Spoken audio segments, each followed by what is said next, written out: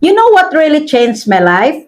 Hindi swerte, hindi big opportunity. It was my daily habits. Yung mga simpleng ginagawa ko araw-araw na akala ko dati walang epekto. Yun pala ang magbabago ng buong buhay ko.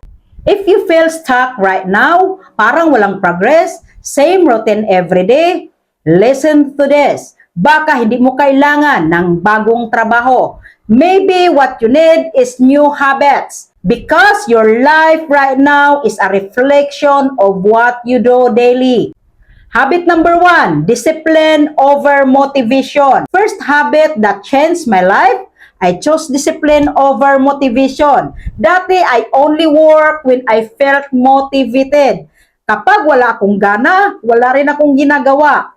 But I realized motivation is temporary. Discipline is what creates results. So now, even if I don't feel like it, I still show up. I still do the work. Because success is built on the days you don't feel like doing it. Habit number 2, daily learning. Second habit, I learn something every single day. Kahit 10 to 15 minutes lang, I watch, I read, I study. Instead of just scrolling, I made social media my classroom. Kasi in today's world, the more you learn, the more you earn. Kung hindi ka nag-level up, you stay stuck. Habit number 3, taking action fast. This is the third habit. I take action fast. Dati, puro plano ako, pero kulang sa gawa. Now, kahit hindi perfect, I start immediately. Because imperfect action is better than perfect planning. You don't grow by thinking, you grow by doing. Habit number 4, protecting my environment. I changed my environment. Lumayo ako sa negativity, sa reklamo, sa toxic mindset. And I surrounded myself with people who want to grow. Because your environment shapes your thinking. If you stay in the wrong circle, you stay in the same level. Habit number 5, focusing on value.